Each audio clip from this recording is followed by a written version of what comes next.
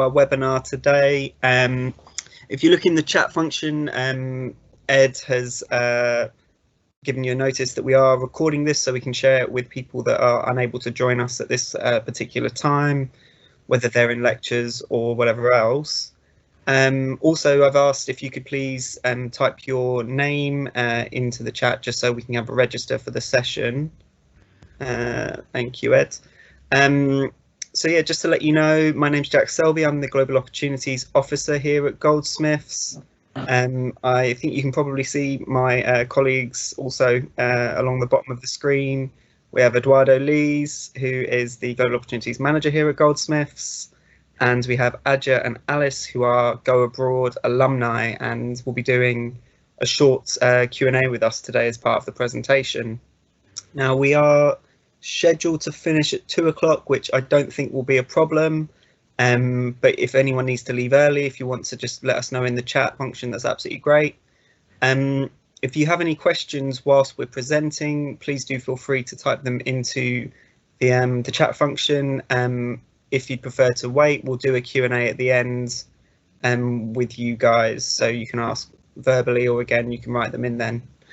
Great, let's get started. Okay, so we're going to look at the benefits of international experience to you, the students. We're going to give you an overview of global opportunities, and we're going to have a Q&A with our Go Abroad alumni. And we start with a nice quote there from another of our alumni.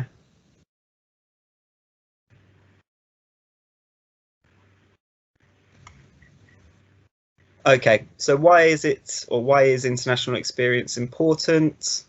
I would say, I mean, generally speaking, certainly when I've kind of travelled more seriously, or whether for work or for leisure, I think a lot of it is, you know, for fun, for the experience. The saying travel broadens the mind, I think, is very true and very relevant. I think it allows you to have a better understanding of different countries, different cultures, and maybe to be a more kind of well-rounded, perhaps slightly less judgmental person.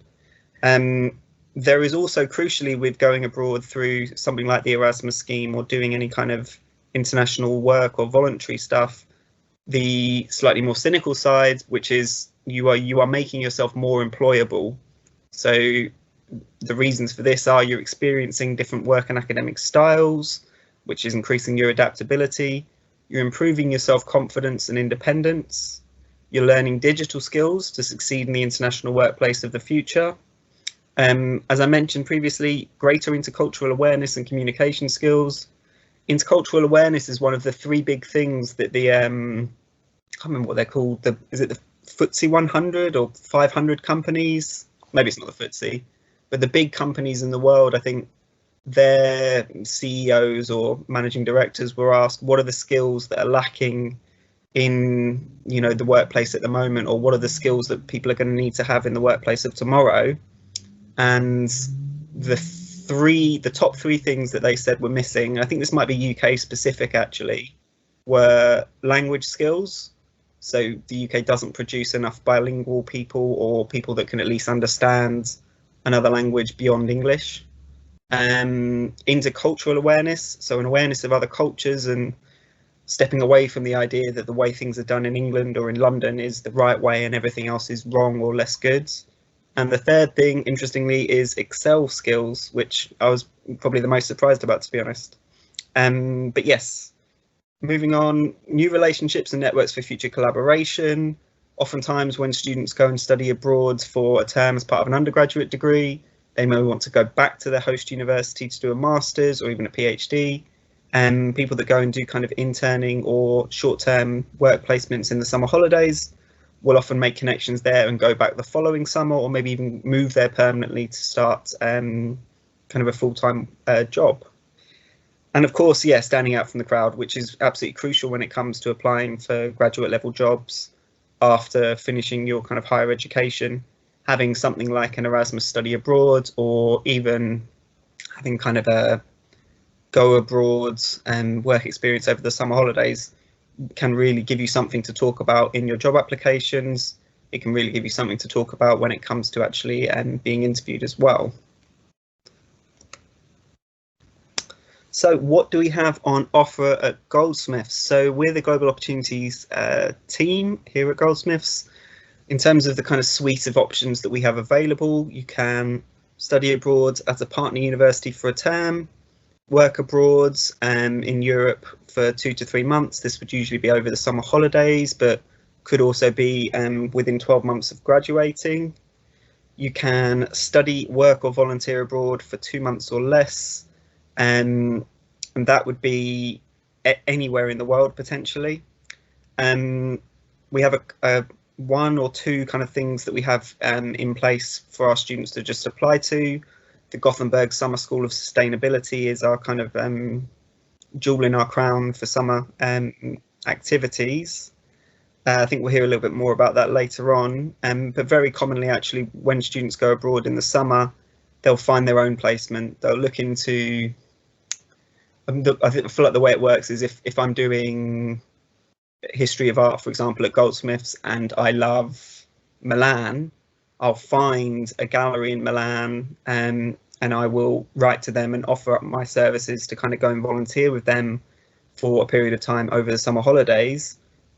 Because they don't need to pay you, I think often places will be quite receptive to this offer and will say, yes, we'd like you to come. If you have that placement, then you can apply to us, the Global Opportunities team, for funding to go and undertake this experience. We also now offer virtual global opportunities. This kind of was born out of the coronavirus pandemic starting, I suppose, in March last year, really. It basically meant that we weren't able to send anyone abroad physically over the summer holidays.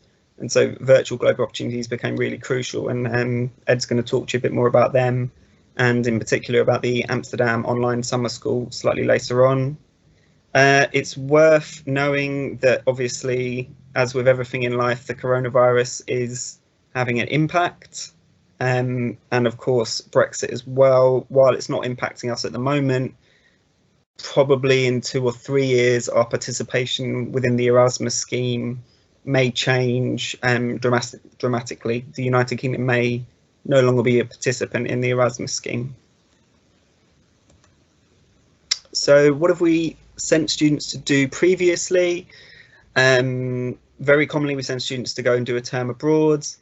We have really good partners at Amsterdam, Bologna and Vienna. Lots of students have gone to those. Copenhagen as well, we seem to send students to maybe more than any other host university. Over the summer holidays, we sent people to attend a computing conference in Berlin, French language school in Paris, volunteer at a psychiatric hospital in Sri Lanka, taught English in Spain. This is a cool one, designed Italian furniture by Lake Como as part of their design work placement module. And we were able to obviously provide funding for that particular student, even though it was part of their degree, which is cool. Complete online summer schools in research methods, digital interaction, mindfulness and gender, and worked remotely for a South African NGO. Let's have a look forward. A bit more on studying abroad for a term. So if you're going to study abroad at a partner university, we only send students for 1 term. This is because the amount of Erasmus funding Goldsmiths receives is limited, and the view is that it's better to send a higher number of students for a term rather than a much smaller number of students for the full academic year. When our students go abroad, because they're still completing their degree in 3 years, the normal degree time of any kind of Goldsmiths undergraduate, they're bringing back grades and credits to Goldsmiths that then are fed into their transcripts and into their overall degree marks. Although I referenced undergraduates there, masters and PhD students are also able to go and study or research abroad. When we partner with institutions around Europe through, this is largely through the Erasmus scheme, we do so kind of with the language requirements in mind, that we know that the majority of the students we send abroad will need to be taught in English. Therefore, all of our partners do offer a sufficient number of English taught modules to allow Goldsmith students to go and study abroad there. So you don't have to worry about not speaking Spanish or not speaking Swedish or not speaking Danish. You'll be taught in English and assessed in English. Because this is through the Erasmus scheme, there are no additional tuition fees for you if you want to go. Indeed, you receive funding from the Erasmus scheme to go. You continue to receive your student loan even when studying abroad, although you may lose your Central London weighting because you're no longer studying in a Zone 2 London university. But that's not a huge kind of dent into the student loan. Opportunities vary across departments. So if we have a partnership, for example, with the University of Copenhagen, that may be for anthropology undergraduates. If you are a history of art undergraduate, you will not be able to access that partnership because it's based on the curriculum similarities between Goldsmiths anthropology and Copenhagen anthropology. It's not a university to university partnership. It's more specific than that. You can see all of the opportunities available for your department on our website. If you go on gold.ac.uk, you can just type in Go Abroad. I think we'll also have the link at the end of this presentation, which we can email to all of you that have attended here today. Undergraduate students will typically study abroad in autumn or spring of their second year or autumn of their third year. That again is very dependent on the situation in your department. So some degrees or some departments will have compulsory modules that run throughout the third year. That means that their students will only be able to study abroad in the second year. For some departments, it's a lot more relaxed and you have a lot more flexibility as to when you can go. Again, that's something that we can talk about and we can talk to your department about. And as I mentioned, yeah, there are opportunities for masters and PhD students as well as undergraduates. As I mentioned before, not only do you not pay additional fees to study abroad, but you're funded by the Erasmus Plus scheme. The monthly grant to study within Europe will be either 370 or 420 euros per month. That is based on the cost of living of your host country or host university. For example, Scandinavia, you'll receive more funding because there's quite a high cost of living, so that'd be 420. Whereas if you were going to study in Italy, I know famously is considered medium to low cost of living, so you'd receive 370 euros per month. We also have a few what's called ICM partners. These are Erasmus partners outside of Europe. We have Brazil, China, Hong Kong, Japan, and Russia. You receive dramatically more funding for that. I think it's around 700 euros at the moment. Those partnerships, again, are really quite specific. So you'll need to check on our website to see if both your department and indeed your kind of level of study have any options to go and do these ICM and study abroad outside of Europe. For students going to study abroad, you can receive, or you will receive, an additional 120 euros per month if you come from a household whose income is £25,000 a year or below. There's additional support and indeed funding support for students with disabilities. We offer an access to study abroad bursary for widening participation students. There's quite a long list of, I suppose, identities that fits into the access grant. So if you want to look on our website, we'll have a section on widening participation students. You can see there, if you meet any one of the criteria, you're automatically eligible for the study abroad bursary. We offer a green travel fund, and this is basically, really in a nutshell, we will give students £200 to not fly to their destination. Obviously, if you're going to Japan, that's impractical, but for students going to France, maybe parts of Spain, and so on, you can get a train there. You can evidence this to us, and we give you £200 for not flying effectively. This is with the kind of university and our team's drive to make our institution and our activity more sustainable. In terms of funding, we give you 80% of your total grant before you go. This, in theory, will allow you to hopefully pay some money towards the cost of travelling to your destination and indeed housing at your destination. Okie dokie. Now we're going to do question and answer with Alice. Hi, Alice. Hello. How's it going? Yeah, I'm good, thank you. Good, good. So first of all, could you please, I guess, tell us who you are and what did you do with the Global Opportunities team? So I'm a third year sociology student and I went to the University of Copenhagen last term, so the second term of my second year. Fantastic. We'll come on to the challenges of studying abroad in spring of this year in a second. Before we do, could you please tell me some of your highlights?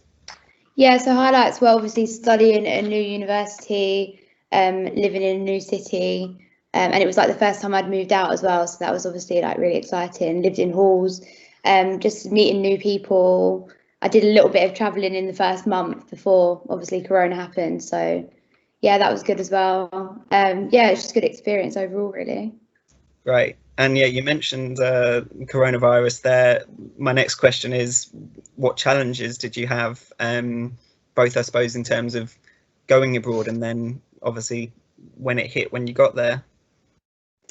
Yeah, so that was obviously a challenge, like in terms of in March, it was all going so well, and then that kind of happened. So that was like the most obvious challenge. But other than that, it was probably more like the mental block of like worrying about it beforehand, worrying about, will I miss my family? Will I be able to converse with people? Will I be able to live on my own? Will I make friends? Like all of them anxieties were probably like the biggest challenge I faced before I got there. But then, yeah, that all kind of diminished when I got there really and met loads of people, and it was fine. I didn't really need to worry about any of that stuff in the end. Yeah. Well, that's like, I think that's really important. So you were able to build, I suppose, support networks both in Copenhagen and maintain the support networks that you have back at home? Yeah, so obviously when I got out there, there was a lot of like WhatsApp groups, Facebook pages for international students that were there, because I think Copenhagen University especially has got quite a big international student kind of community out there. But yeah, there was a lot of that, and then obviously living in halls, and yeah, just keeping in contact with like my friends and family from home. But yeah, I just made a lot of friends out there that were from the UK, but also from other places in the world. Great. Let's have a look. What would you give in terms of tips to, I suppose, another student that's either thinking about going to study abroad or that is, you know, now studying abroad, based on your own experience? I would say if you're thinking about it, just go for it. Even in this current situation, it might not be exactly what you'd expect, but just do it anyway, because you're only really going to get this opportunity once to do it. And even though Corona happened while I was there, I still stayed out there and still had a really good time. So I think, yeah, I would say just go for it. Don't worry too much about it. And yeah, that's kind of my main advice. Just go for it. Just do it. 'Cause it's one of the best things I've done. So That's great, thank you. I think I have one last question for you. I do. What did you learn? what did I learn? I didn't learn Danish, that's for sure. I don't know. I learned a lot about myself because I spent a lot of days in my room on my own thinking about life. And like, yeah, just, I don't know, that sounds really cringy, but I learned a lot about myself. I learned a lot about like, I'm a lot mentally stronger than I thought I was. And yeah, I just learned that like, I think I learned that there's not just this bubble of being in London, being at uni, the friends I had. There's a lot more out there, and it's like you said earlier, it's made me want to like go and do my masters either there or somewhere else, or like work abroad, and yeah, it's kind of like broaden my horizons in that sense, I think. Fantastic, thank you so much. Yeah. I think I'm going to hand over to Eduardo now, but Alice will stick around at the end, and if you've got any questions, not just for myself, but I think Alice will be able to answer some for you as well. Thank you. Thank you. Thanks, Jack, and thanks, Alice. Yeah, great to hear some insight from your time studying abroad. So I'm going to talk about some of the other opportunities that we offer to students. So in this section, I'm going to talk about the opportunity to get funding to work abroad in Europe for 2 to 3 months. As Jack said already, and generally that would be over the summer, but can be after graduation as well. And I'm also going to talk about opportunities for funding to study, work or volunteer abroad for 2 months or less. So just starting with that one, the kind of study work or volunteer abroad for 2 months or less. We've got kind of two options at the moment that we're looking to support in the coming years. So the first one is to fund students to complete the Gothenburg Summer School for Sustainability, which I'll talk about in a second. And then the second one is a more flexible option that we offer funding to students to complete a placement that they find themselves. So in this situation, a placement would be linked to your study or to your future career. It should be full-time. It must have a structured program of activity and must be hosted by an organisation and must be outside of the UK and not in your home country if you're not from the UK.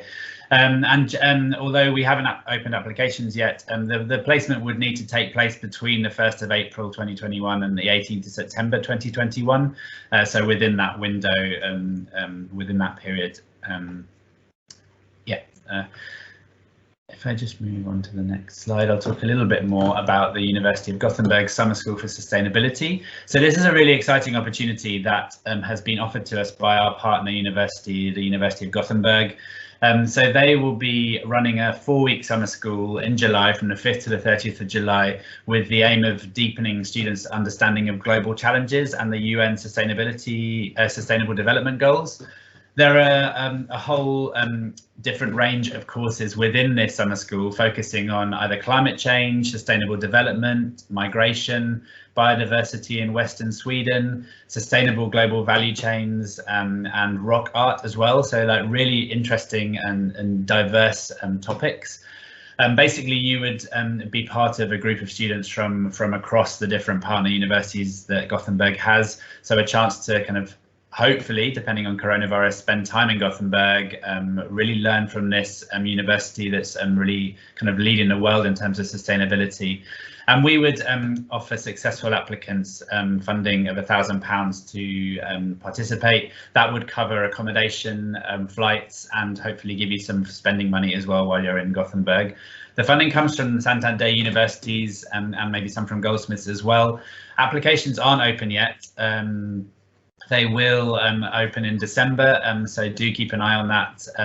I think the best way at the moment is to sign up to our Global Opportunities newsletter or to our VLE page, which we'll share at the end of this presentation, so that you can keep up to date, and we'll then let you know when those applications open.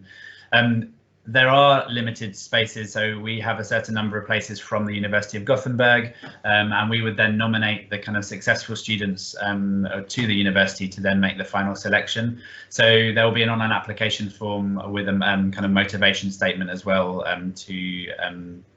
for students to kind of apply to take part. So in terms of the other opportunity, funding opportunity, this is, as I said, more flexible. So this is an opportunity to apply to us for funding for a placement that you find yourself. It's open to all part-time and full-time undergraduate and postgraduate students. You could find a placement anywhere in the world. In the past, we've had a whole range of placements all across the world, ranging from 1 week all the way up to those 2 months. So we've got a couple of examples here, students who volunteered at a refugee centre in Greece or attended a summer school in Helsinki. We've had students attending, I think Jack mentioned already, a kind of computing conference in Berlin, students volunteering with NGOs in Sri Lanka. So there is a whole, I guess the flexibility of finding your own placement means that you can kind of find something that might suit you. And I'll go through a little bit in a second, I'll go through how you might find that placement. The funding is still to be confirmed. Obviously, in the impact of coronavirus, we don't know what it's going to look like next term or in the summer. So we haven't confirmed the funding yet. But once we are able to, then there will be a certain pot of funding that's available for all students. And then if you meet our widening participation criteria, which I can share in the chat shortly, then you would be eligible for additional funding as well. And again, the funding comes from Santander universities and Goldsmiths. And I should say, actually, I forgot to mention on the, if I just go back to the Gothenburg Summer School for Sustainability, this is currently planned to run in Gothenburg face-to-face teaching. However, if the impact of coronavirus is still ongoing at that point, then they will move it to an online version. So there is still an opportunity to complete it online, even if you can't travel to Gothenburg. Looking at another funding opportunity, this is from the Erasmus programme, which is the European Union's education programme. They offer funding to support students to work in Europe for between 2 and 3 months.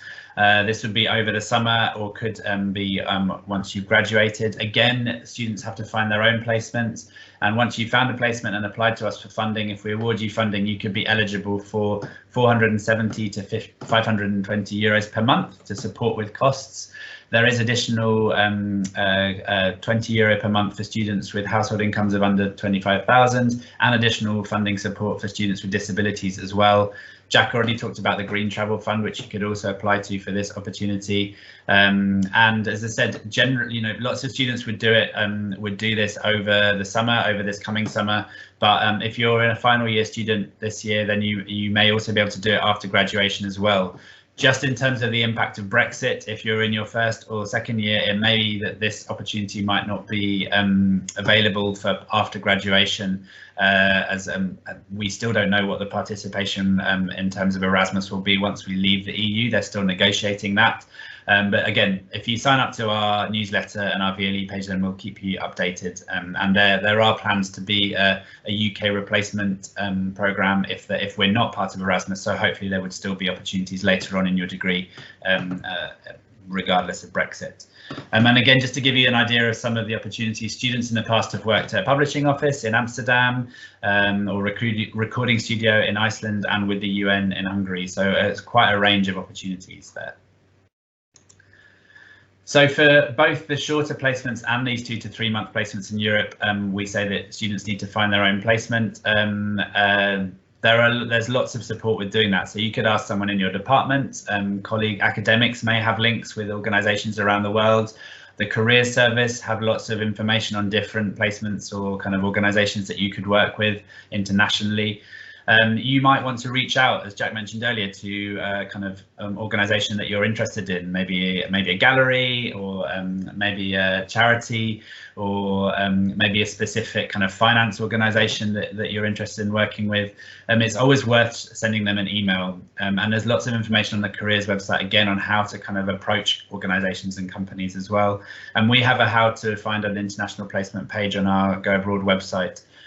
You're also very welcome to contact the team as well, and we can kind of give you some advice and guidance as well.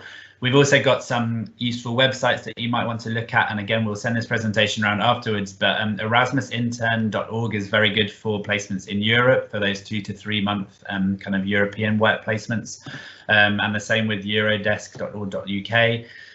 These other organisations also offer international opportunities. So the International Voluntary Service and International Citizen Service have volunteering opportunities around the world.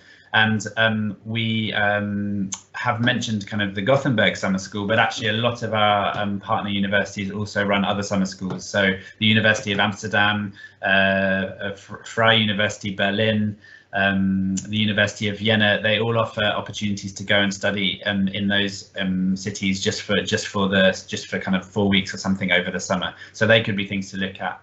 And lots of students in the past have also applied to us for funding to do a foreign language course. So maybe to go and study. I think last year there was lots of popularity, lots of people were keen to go to Toulouse and study French. Fantastic, it's a beautiful city and a great location to improve those language skills. So that might be something that you might be interested in as well. So lots of ideas there, but appreciate that it can be kind of difficult to kind of even think about where to start. So yeah, as I said, do get in touch with us if you wanted some guidance on that. So I'm now going to move on to kind of our fourth kind of area of opportunity, which is virtual global opportunities, and we'll be talking to Adya in a moment, who completed a virtual global opportunity. This is really something that, as Jack has said, has come about. I mean, there've always been these opportunities to kind of engage internationally online, but really when coronavirus hit at the beginning of this year, we still wanted to make sure that students were able to access kind of some kind of international element as part of their time here at Goldsmiths. And so we've worked to try and provide funding for students to complete things online. Now, virtual global opportunities are an opportunity to build skills from your own home that you could study or work virtually and while engaging internationally. And the critical thing is that they involve some kind of interaction and participation with people from around the world. So it might be you're on a course with other students where you're having to discuss with students from all around the world. You might be studying at kind of an international university which has a different education system and a different approach, so you're learning from a different kind of system. You might be, as Adja did, doing a work placement with a kind of international organisation, and again interacting with managers, with peers, with colleagues from different countries with different approaches to work. The idea is that you're kind of opening up your experience to kind of different cultures and different approaches. So we had a range of, we supported students to do this over the summer when they couldn't study or work abroad physically, and we had students completing virtual study abroad, virtual study exchange, remote internships, online professional development courses, lots of language classes again, and Erasmus virtual exchange, which is free. Again, as with the short-term kind of study and work abroad opportunities, the funding is still to be confirmed, and we will confirm it next term, but there will be funding available to support you to complete some of these opportunities as well. Again, I mean, a lot of the websites that I talked about earlier could also be used to find virtual placements, but there are some specific websites that are useful for virtual placements. Again, looking at the partner universities, so Amsterdam, which I'll talk about in a second, HKU Utrecht, Humboldt Berlin, Freie University Berlin, all did online summer schools this summer. There are, and this could be good for kind of physical opportunities as well, but goabroad.com or Go Overseas are two websites that kind of gather lots of different international opportunities together. They can be sometimes quite expensive, so I would suggest doing your research and making sure that you know, they definitely are the right one for you and that there aren't other cheaper alternatives out there. Foreign language course often can be delivered online. There are some websites, so FutureLearn, Study Portals and edX, which offer online courses. The really critical thing to make sure is that they actually involve interaction and aren't just a kind of online self kind of learn kind of course. The critical thing is that you're interacting with other students and academics as well. And then I've mentioned already Erasmus Intern and eurodesk.org.uk. One of our partner universities, the University of Amsterdam, will be offering online summer schools this summer, and we had a lot. This was our most popular kind of virtual opportunity last year, and lots of students had really fantastic experience. So this summer there will be online summer schools again from the University of Amsterdam between the 21st of June and the 2nd of July. And we will support students with funding towards the costs of these online summer schools. I think last year, this comprehensive introduction to research methodology and design, I think we had a couple of students who did that and found it incredibly useful, especially if you're looking to do kind of postgraduate study, or if you are doing postgraduate study. And then I think all of the other ones are actually new this year, but they are really detailed, in-depth summer schools. One thing that one of the students mentioned this year was that these do require quite a lot of work. So it's not a case of just kind of logging in once a week or something for a lecture. There are quite kind of detailed courses. So definitely something to kind of really consider and research before applying, but really exciting way of kind of getting some education from a different university on some really interesting subjects. And there's the website there for more information. We also have, we get funding from Santander universities to support with a lot of these opportunities, which we're incredibly grateful for, but they also offer their own kind of opportunities that they will fund students directly. So this one is exciting, with the Massachusetts Institute for Technology, MIT in the US, one of the best universities in the world, are doing a kind of immersion technologies program. This will be next term, so from March onwards. And you kind of get immersion into one of the following cutting edge technologies. And to be honest, I probably need to go on one of these courses because I don't know what these technologies are. But yeah, the programs are offered in blockchain, so disruptive technology, cloud and DevOps, machine learning, and designing product families. So if you are interested, you can. This is something that you can just apply to directly. It's not something that you need to apply to us for funding for. And I'll share the link in the chat at the end so that you can look at that further, and we'll send the presentation round. Right, I've been speaking enough, and now going to invite Adya, who completed a virtual opportunity, to do a Q&A to tell us about her experience. So Adya, hello, how are you doing today? I'm good. Yeah. So yeah, if you'd just like to, as Alice did, introduce yourself and just give us a little bit of an overview of what you did over the summer last year. So currently in my third year of the BA History of Art, and this summer I did. Sorry, my voice is echoing. I'm just gonna take off my earphones. Sorry.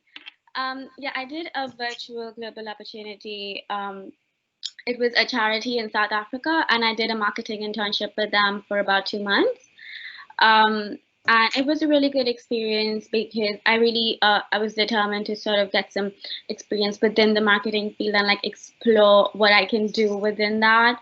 And although it was online, I feel like it was a really constructive experience, and I actually learned a lot. Great. And what were the highlights, would you say, of the opportunity?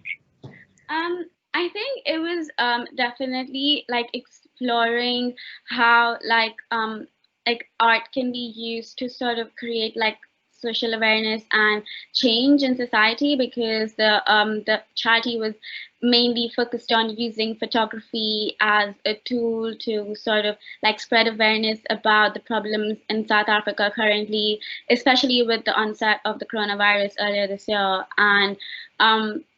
And as like an art student myself, it was a really unique experience to actually think about how that can be used as like a visual tool, because obviously photography, it's very visual, and as humans we perceive like images in a very different way, and it can be more impactful than other ways of interaction. So I think that was one of the highlights of this experience. Fantastic. And what would you say were the challenges of the experience, and maybe also related, or maybe not related, to it being virtual? I think in terms of it being virtual, of course, there were challenges like with the time difference and everything, because everyone in the team was located in different places. But obviously, like, the team was very accommodating and made sure that everyone is being able to contribute at a suitable time.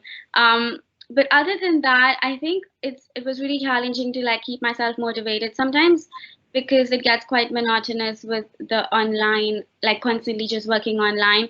And I think that was one of the biggest challenges. But what helped me really overcome that is that my manager was really flexible in terms of like how I wanted to maneuver the internship and like what I wanted to do. And so I had the flexibility of picking and choosing the kind of areas I could work within and what I'm interested in.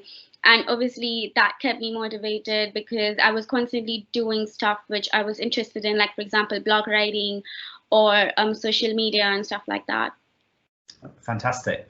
And do you have any advice or guidance for other students considering this opportunity, and within that question, maybe how you found the placement? I was just actually going to talk about that, because even though I was quite sure about like what area I wanted to do the internship in, but it was actually quite challenging to find the perfect online internship. But I think one of my main advice would be to go on the goabroad.com website, because it has like a huge list of opportunities, whether it's volunteering or study or internships and stuff like that.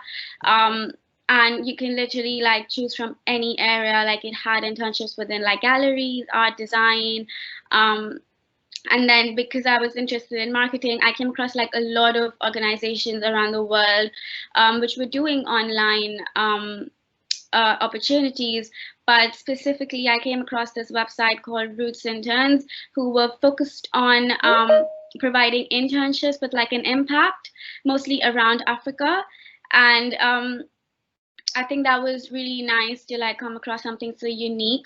But the other thing would be to definitely approach like the career service at Goldsmiths, because they are like extremely helpful, and really like responsive, and they also have like a specific volunteering department where they have people like helping specifically for like volunteering opportunities. And I think personally for like the creative field, I think that there are more opportunities through volunteering than actually like doing internships and placements. So it's definitely like worth getting in touch with the career service at Goldsmiths. That's really good advice, Adja. And actually, I know that they also, because volunteering, you have to also be careful with what kind of organisation you're volunteering with to make sure it's actually doing something good, rather than not kind of volunteerism, as might be called by some people. So yeah, excellent advice there. And yeah, just finally, like, what do you think? You've kind of touched on it already, but what do you think you learned from the experience? I think definitely that sometimes like it's really good to take the initiative to like go outside your comfort zone and try something new, because so far I was just you know, job hunting like within London, and I wasn't really being able to like find something unique. But when I came across the Go Abroad page at Goldsmiths, it was really interesting, and it was one of like the best experiences I've had so far, like work-wise, and I would definitely like do it again. And it might sound like a bit intimidating in the beginning, but honestly, like it just teaches you so much, and it's just such a positive experience. So I think, yeah, it's just like stepping out of your comfort zone and doing something different. Fantastic, thank you. Cool. I think that's unless you have anything else to add, I'll move on to the next slide. Is there anything else, Adja? No. Thanks very much, and really great to hear. Thank you to both you and Alice for this. Right. So I guess the big question is how to get involved. Now at the moment, none of the applications are actually open at the moment, but as I said, we are hoping to launch the application for the Gothenburg Summer School of Sustainability in December, and everything else we hope that we'll be able to launch in January. At the moment, with the uncertainty regarding coronavirus, we can't guarantee that we'll be able to support students to actually go and study and work abroad over next summer.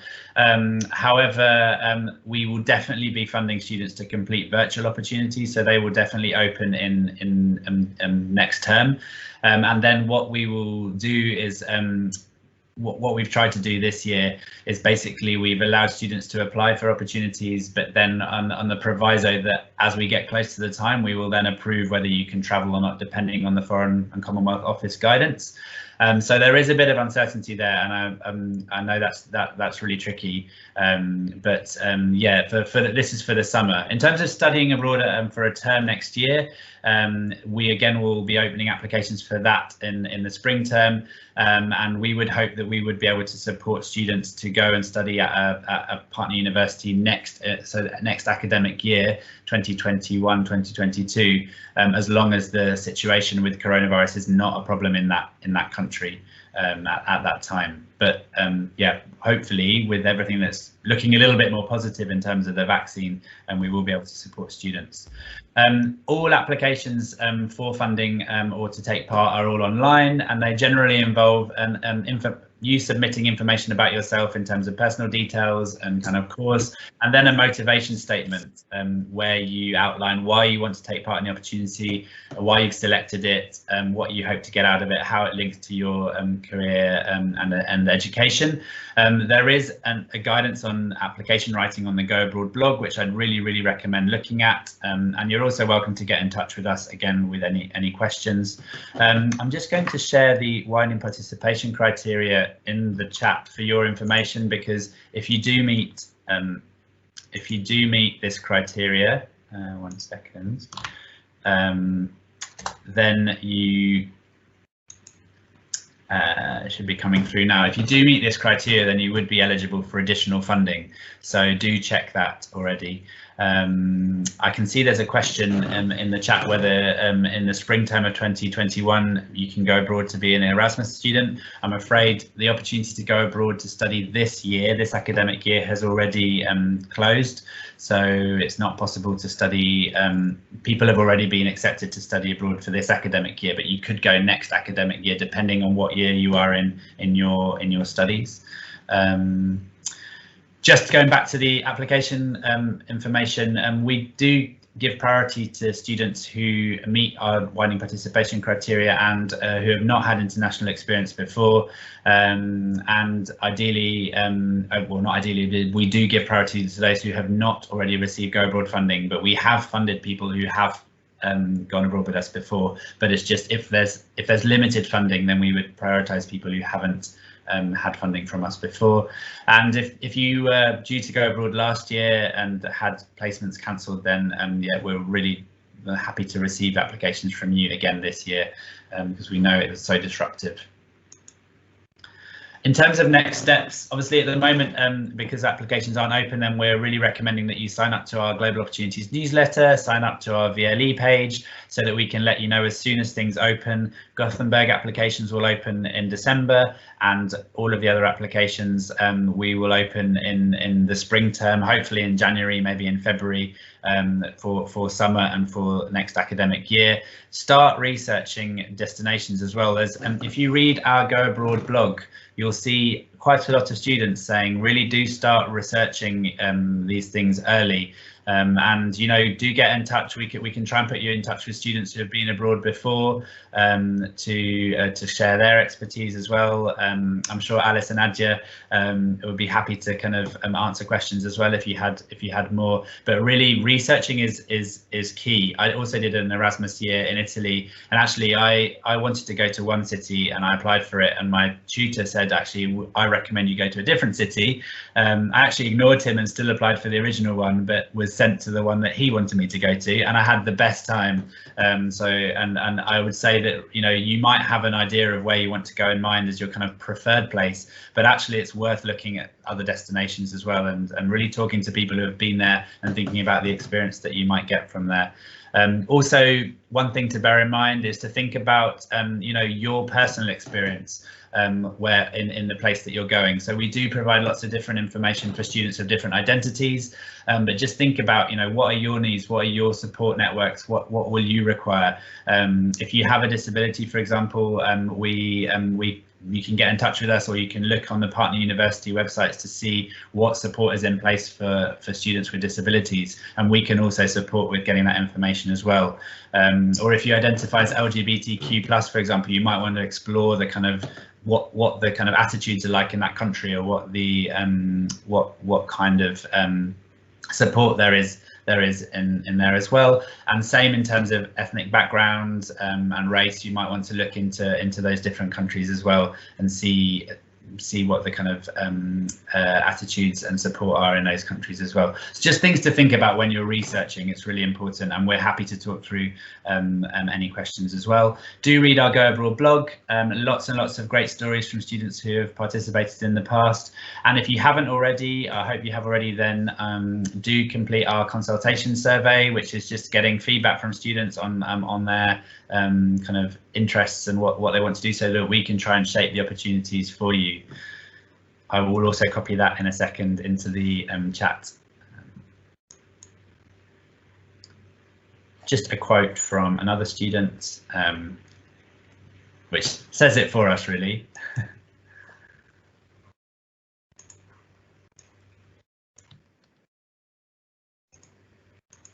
I'm just going to share. This is the it's a little bit big, but anyway, this is the consultation questionnaire, if you can see that.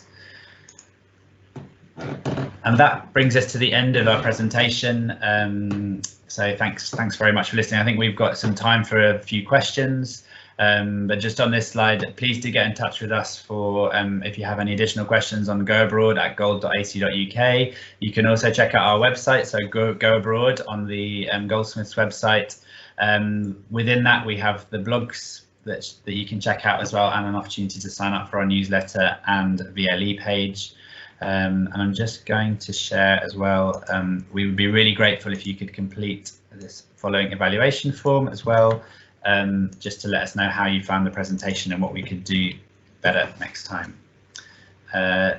Jack, is there anything else from you that you'd like to say, or any questions in the chat to answer? Yeah, there's a couple of things have come up in the chat. Sorry if I'm slightly echoey. I don't know why that's happening now.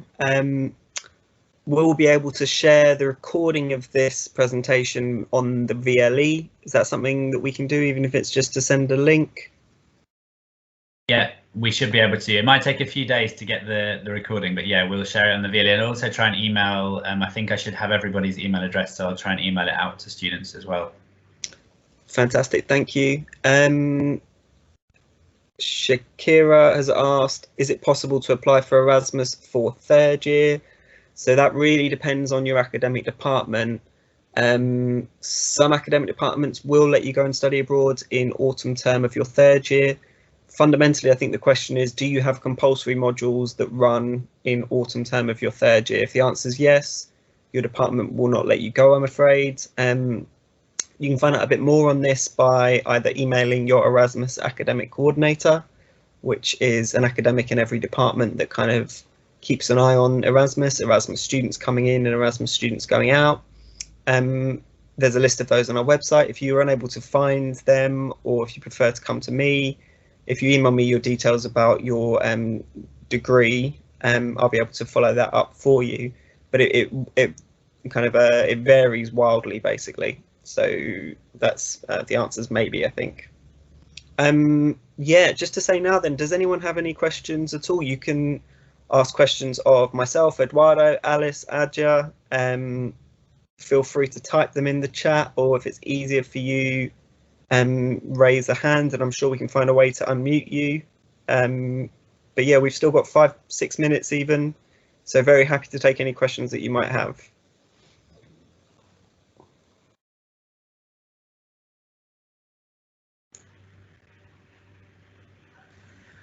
Give people a minute to be brave.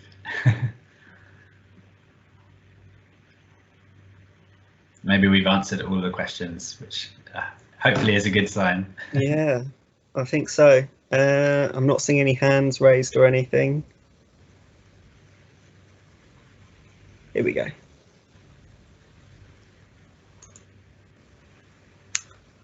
Some universities offer Erasmus exchange for history students, teach in their language, not in English. Is that true?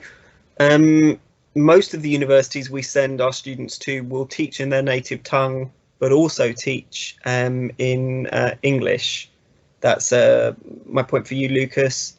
Generally speaking, the idea is that if we're sending someone to the country, we don't expect them to speak the native tongue. So they would, 99 times out of 100, they would take modules only taught in English.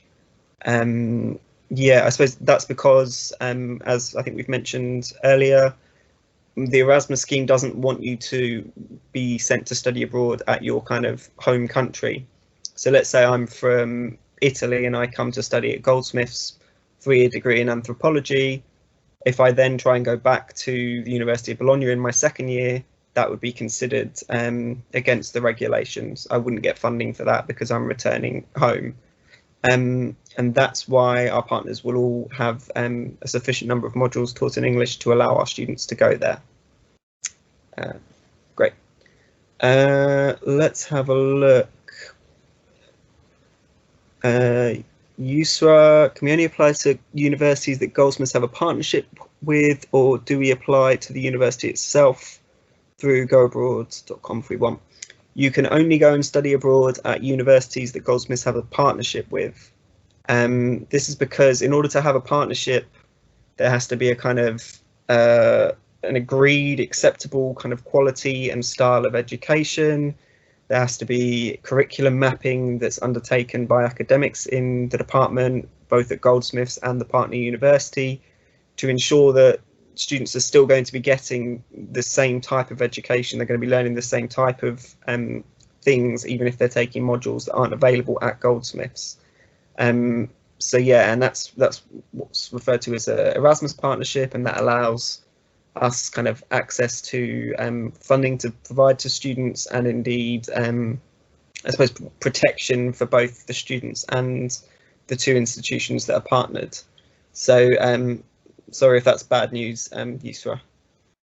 I think just Jack, just to add to that, I think if you Yusra, if you were interested in studying at a university outside that's not one of our partners, or outside of Europe, for example, probably the better option would be to look and see whether they were doing any summer schools, which I know is not the same as studying there for a full term, but would still potentially give you the opportunity to experience that institution. So you might want to see if there's a chance to go with them in the summer, and then you could apply to us for funding to support with the costs of that, if that helped. And shall I can see Hien Yu has asked about the funding, the Erasmus funding for the summer internship. Yes, just to clarify, if the internship is within Europe, then you could apply to us for funding to support with the costs of that. So yeah, it would have to be a minimum of 2 months, but yeah, you could apply to us for funding to support with summer internships. Yeah, there's a much more flexible kind of option, I guess, there. Great. I can see Victoria has asked if I think of something else I want to know more about regarding opportunities abroad, who would I contact? You can see the email address there, goabroad@gold.ac.uk, and that will come through to our team email address, and we'll be able to come back to you. You can also check on our website, which is just shown there below the email address, which hopefully will answer some of your questions for you. Let's have a look if there's any other questions. And just see with Lucas, he's saying about Aix-Marseille with history. They do offer modules in English, so you shouldn't have to speak. You shouldn't have to study in French.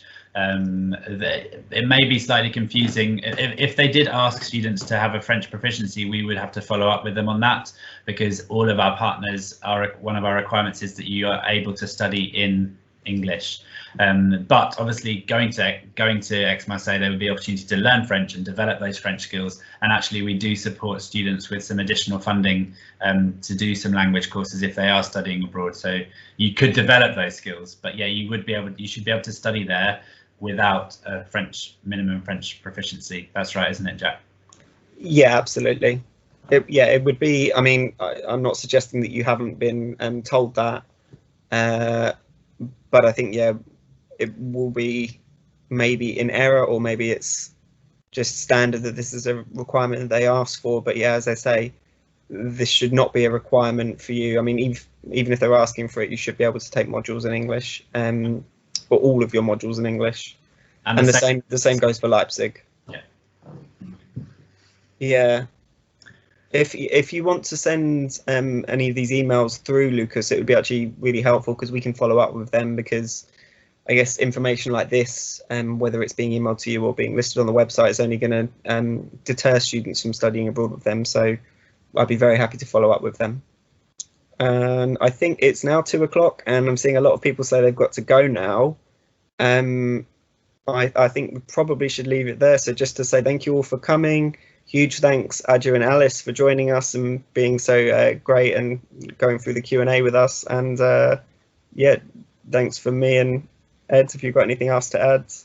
Just if you can complete the evaluation, that would be great. I'll send it via email as well. But thanks very much. And yeah, huge thank you to Alice and Adja for your contributions. And yeah, thanks for taking the time to join us. We look forward to getting applications when they're open.